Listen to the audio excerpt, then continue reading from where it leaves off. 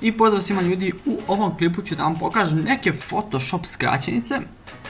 Sad, da li ovaj klip tutorial nisam siguran i sam, ali nebitno, možda i jeste. Dakle, pokazat ću vam neke skraćenice u Photoshopu koje će vam dosta pomoći u radu, ubrzati vaš rad u Photoshopu, bit ćete dosta efikasniji. I naravno, ako želite budete neki pro u Photoshopu, ako ne znate skraćenice, to će biti veoma teško. Mada opet, ako znate skraćenice niste pro, za pro mora da se vežba, ne kažem da sam pro, ali dobro. Dakle, da krenemo. Pokazat ću vam neke osnovne skraćenice koje ja koristim i koje mislim da bi trebali znati jer će vam dosta pomoći. Dakle, ajmo recimo sad sa lupom da krenemo, zašto mi je lupa sada uključena za to. Recimo za zoom. Dobro, pokazat ću vam inače ne samo skraćenice, nego neke možda fore koje niste znali koje će vam dosta pomoći. Tako da, evo, kad držite lupu, ja držim sad levi klik i on zoomira. Sad, ako hoću da odzoomiram, neko klikne ovdje pa drži, pa može i da klikne, pa ne znam kako. Sad, ja to uopšte ne radim, ja jednostavno samo kliknete, ali nemojte samo kliknete i povučite levo ili desno. Znači, desno zoomira, levo odaljava. Znači, vidite, prosto, gore i dole nemate ništa, samo levo i desno. Dakle, to vam je to jedna fora ako niste znali. Da, možete da zoomirate i pomoću, držite CTRL i pored num loka kliknete plus za zoom, a minus za da odaljite. Znači, vidite, prosto dosta. Idemo dalje. Sada ću da vam recimo pokažem kad ste, evo recimo sad kad ste zoomirali ovako i sad vi želite da se pomerite kroz sliku. Sad ima jedna varijanta da odete ovdje i da uključite navigator, samo da idete navigator, evo je navigator i da se ovako pomerate kroz sliku. Mada ima jedan mnogo lakši način, a to je da kad zoomirate, evo možete na H, znači držite slovo H, nemojte da kliknete pa da pustite, nego držite slovo H i vidite, dobijate ovo gdje možete staviti gdje želite da vas prebaci. Sad, ali jedna bolja stvar koju bih vam ja preporučio jeste kad se zoomirate samo držite space i vidite, pomerite, pustite space i to je to. Dakle, mnogo jednostavno, vidite, samo kliknite, držite space kad želite negdje se pomerite i to vam je dosta praktičnije. Idemo dalje.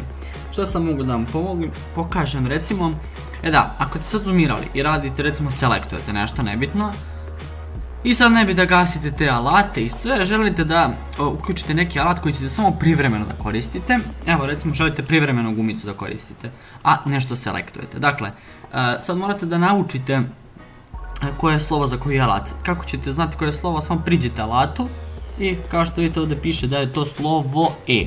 Dakle, držite slovo E i on će vas automatski prebaciti na gumicu. Kad pustite slovo E, on vas vrati na prvobitni alat. Sad, u slučaju da kliknete E, on će vas prebaciti i vi ćete biti na gumici. Dakle, morate držite E dok radite pa posle da pustite.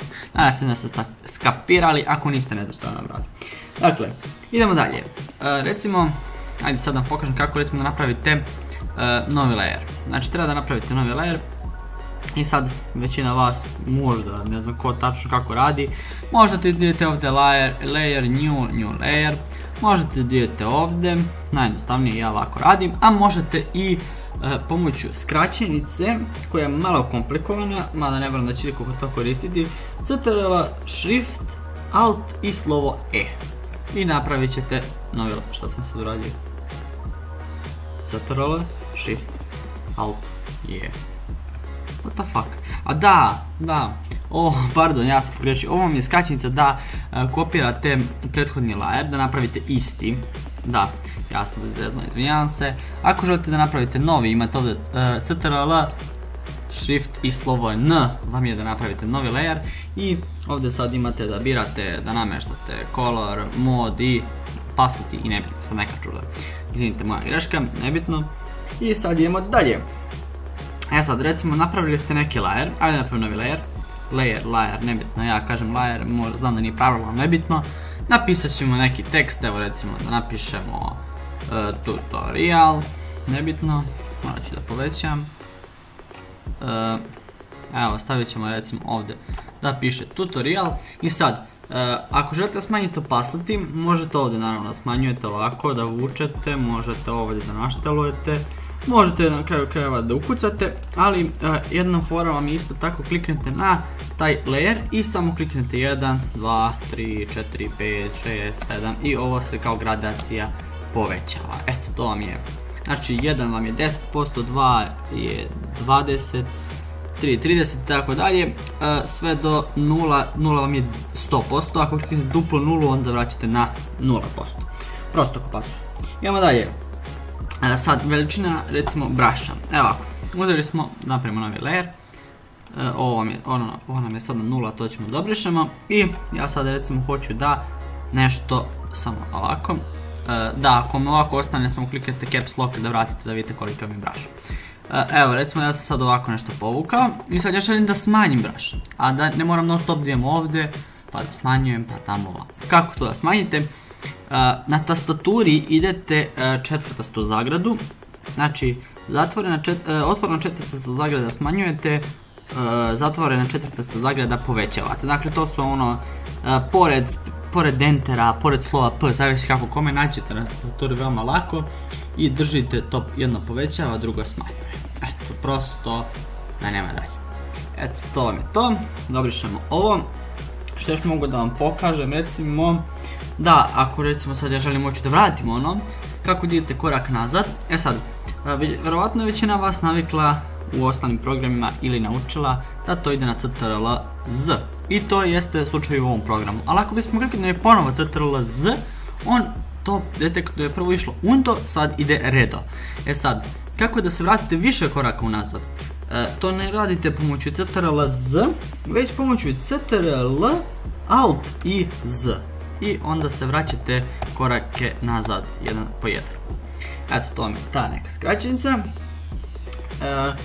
Da li ima potrebu da vam pričam kopiranje CTRL-C, CTRL-V, ne znam da li to ima potrebe da vam možete pričam, ali eto, CTRL-C vam je kopiranje. Evo recimo zaokružimo nešto. Zašto nisam selektovao? CTRL-C, CTRL-V i eto, kopirali smo neki deo. Eto, mislim to je prosto ko pasuje. I sad, ako želite to da vam kažem, ako želite da zamenite neku skraćenicu, da namestite kako će vama da odgovara lično, onda jednostavno odete samo edit i idete ovde. Znači keyboard shortcuts i uđete tu i tu promenite kako će šta da vam ide na koju skraćenicu. Dakle, prosto ko pasuje, idete posle accept i to vam je to. Mada, meni je lično ovaj default super, ali ako neko želi da napravi da njemu odgovara, neka namesti kako on želi. I to je bilo to što se tiče ovog klipa. Nisam pokazao neke specijalne skraćenice, to su neke osnovne. Ako budete želi da snimim još nešto, napišite u komentarima, snimit ćemo još neke skraćenice. To vam je to da vam bude lakše, tako da to bi bilo to. Hvala što ste pogledali ovaj klip, nadam se da se svidio i da vam je bio od koristi. Ako jeste, ostavite like i pretplatite se na moj kanal. Posjetite moju Facebook stranicu, link Facebook stranici ćete imati u deskripciji, tako da to bi bilo to i vidimo se u nekom sljedećem klipu. Ćao!